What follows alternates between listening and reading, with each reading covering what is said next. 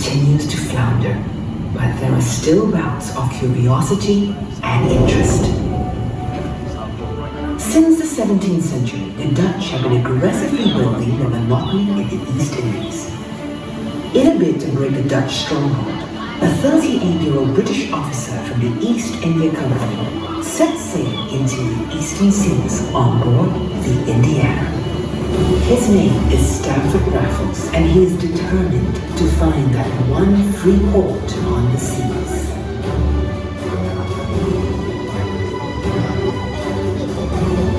Captain Dan Ross from one of the survey ships suggests Singapore as a possible base.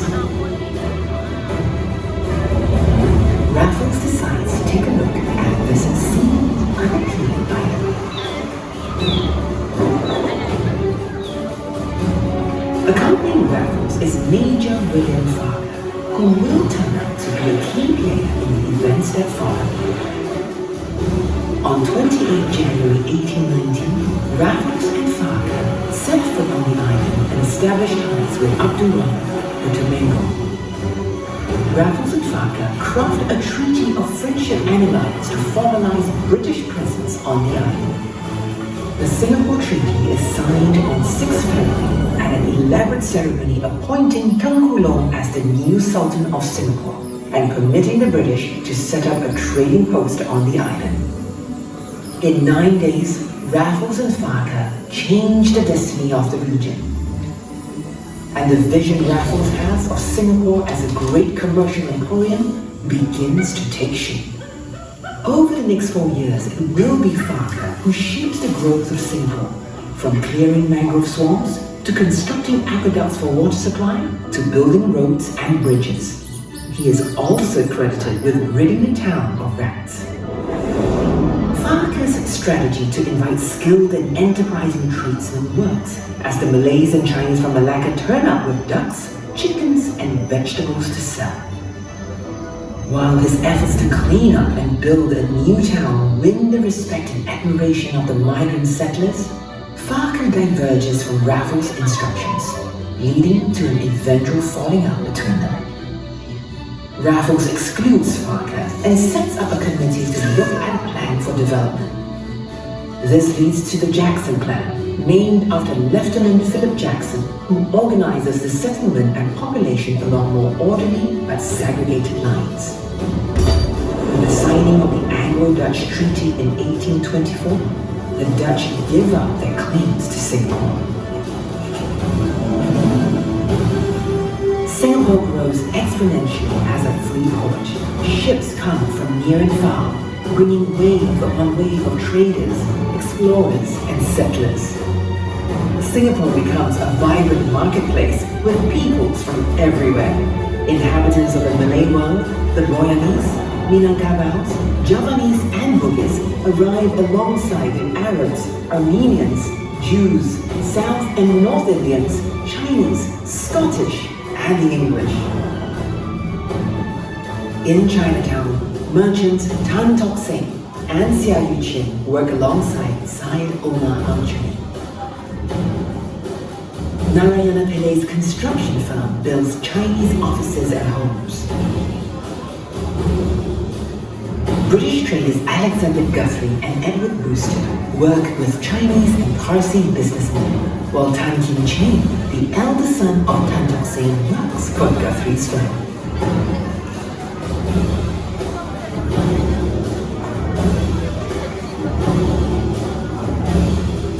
Hajar Fatima's vast land holdings are leased to the Chinese businessmen for spice farming.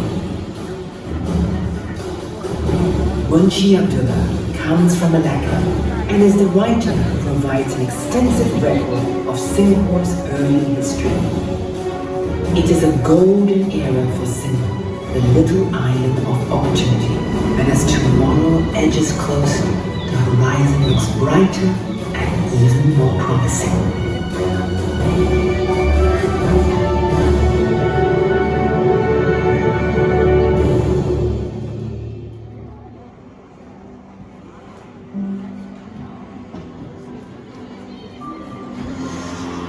The Blue Diana is not just a war vessel that helps fight piracy. she is also a symbol of change. Steam engines lead the way for Singapore's age of industrialization and modernity. And when the Suez Canal opens, everything kicks into high gear. Singapore's links to the world get stronger, and connectivity and communication more important. Newspapers begin to flourish. One outstanding figure is Yunus Abdullah, first editor of the Utusan Melayu and a major champion for Malay education.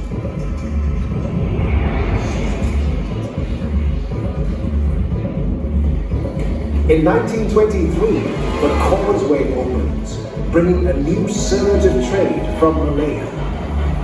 By the time train services start, Singapore's status as an important hub is seen.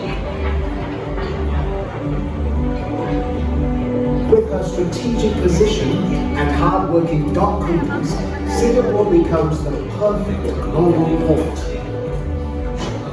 Singapore is also a regional center for Muslim pilgrims, led by companies like Alsagoff Steamship.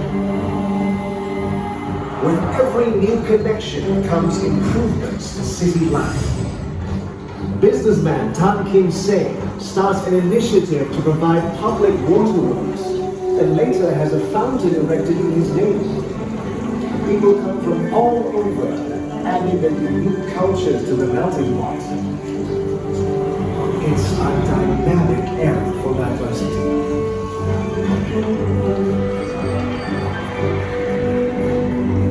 This cosmopolitan city works hard and plays hard.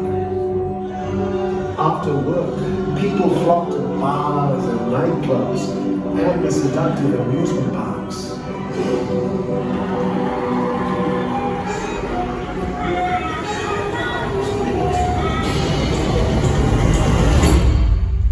But beneath the shimmer and shine lurk darkness and disquiet.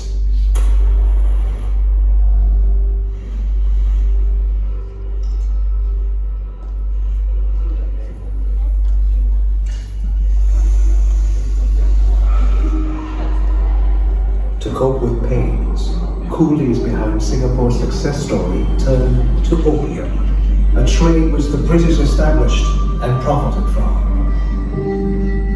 In a bid to help opium addicts, Dr. Lim Boon Keng, an English-educated straight Chinese leader, starts a rehabilitation center. But the working classes face other social problems: prostitution, gambling, malnutrition, and poor sanitation, prompting businessman Tan Jiak Kim to open a medical school. Also attempting to improve conditions is William Pickering, protector of the Chinese. But challenges remain. In 1876, a new, safer remittance scheme breaks the Chinese Tauge's monopoly. Seen as colonial profiteering, it sparks violent rioting. In 1915, another deadly event shatters Singapore. Sepoy soldiers being redeployed to Hong Kong worry that they will end up fighting fellow Muslims at the Western Front. Fanning this misinformation, coffee shop owner Qasim Mansour and the German prisoner of war Julius Lauterbach trigger off the 1915 Singapore Mutiny. Accounts record that the week-long mutiny results in 49 deaths, 56 mutineers killed, and 47 others executed.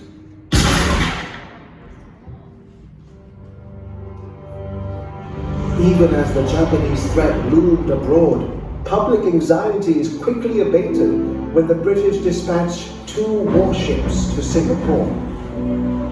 Perhaps there is nothing to worry about.